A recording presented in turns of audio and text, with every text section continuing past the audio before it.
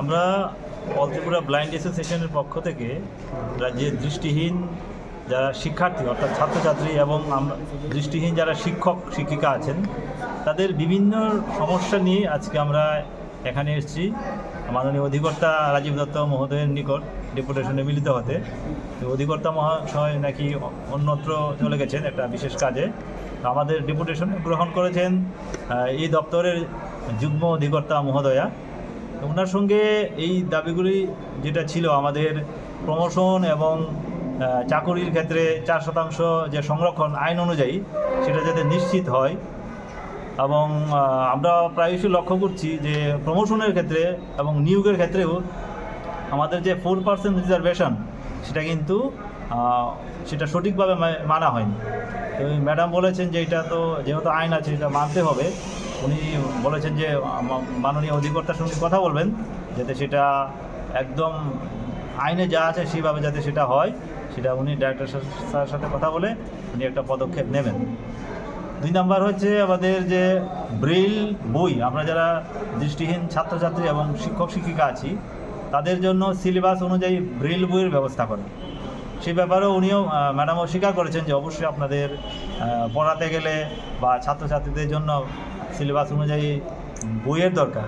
বই ছাড়া তো কোনো কিছুই করা সম্ভব নয়।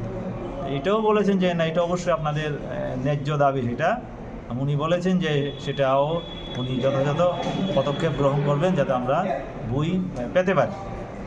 তারপরে হচ্ছে যে প্রতিটা বিল্ডিংয়ে, স্কুল থেকে শুরু করে অফিস, প্রত্যেকটা বিল্ডিংয়ে যাতে যারা বিশেষভাবে সক্ষম ব্যক্তি তাদের অ্যাক্সেসিবল হয়, তাদের উপযোগী হয়, যেমন ramp, scientific ramp, tactile design, Braille display এগুলি যাতে থাকে। এটা আইনে আছে কিন্তু সেটা অধিকাংশ ক্ষেত্রেই সেটা নেই। এটাও বলেছেন যে না, এটা থাকা উচিত। এবং আমরা বলেছি এই যে বিল্ডিংয়ে যে একটা র্যাম্প আছে সেখানে আপনারাও দেখবেন যে র্যাম্পের চারিকিনারে বিভিন্ন ধরনের বাইক স্কুটিতে ভর্তি। কিন্তু একজন যিনি শারীরিকভাবে সমস্যার সম্মুখীন ওনার পক্ষে তো আসাটা কষ্টকর হয়ে যাবে। এই ব্যাপারটা উনি বলেছেন যে উনি বিষয়টা দেখবেন এবং প্রতিটা স্কুল বা এবং অফিসে যাতে সেই অনুযায়ী হয় সেই বিষয়টা ওনারা দপ্তর থেকে পদক্ষেপ গ্রহণ করবেন। তারপরে আছে যে বিশেষভাবে সক্ষম ব্যক্তিদের অধিকার আইন 2016 অনুযায়ী প্রতিটা দপ্তরে একজন গ্রিভেন্স রিড্রেসাল অফিসার অর্থাৎ একজন দায়িত্বপ্রাপ্ত আধিকারিক থাকার কথা। যে আধিকারিকের কাজ হবে এই দপ্তরের যারা বিশেষভাবে সক্ষম ব্যক্তি কর্মচারী আছেন তাদের অভাব অভিযোগগুলি শোনা এবং এই অভাব অভিযোগগুলিকে নিষ্পত্তি করা, সেটাও এই দপ্তরে নেই। আমরা অনেকবারই বলেছি কিন্তু আজও অবধি সেটা হয়নি। ম্যাডাম বলেছেন যে না, এটা তো যেহেতু আইন আছে সেটা হওয়া উচিত এবং সেটা দরকারও।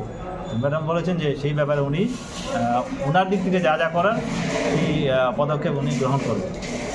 তারপরে হচ্ছে 2017 থেকে 19 2 বছরে আপনারা হয়তো বা জানেন যে কেন্দ্রীয় সরকারের এবং রাজ্য সরকারের একটা নির্দেশ ছিল 2001 থেকে 10 সাল পর্যন্ত যারা শিক্ষকতার সঙ্গে যুক্ত তাদের অবশ্যই ডিএলএড এবং 12 দ্বাদশ শ্রেণীতে 50% মার্কস এবং গ্র্যাজুয়েশনের ক্ষেত্রে 50% মার্কস।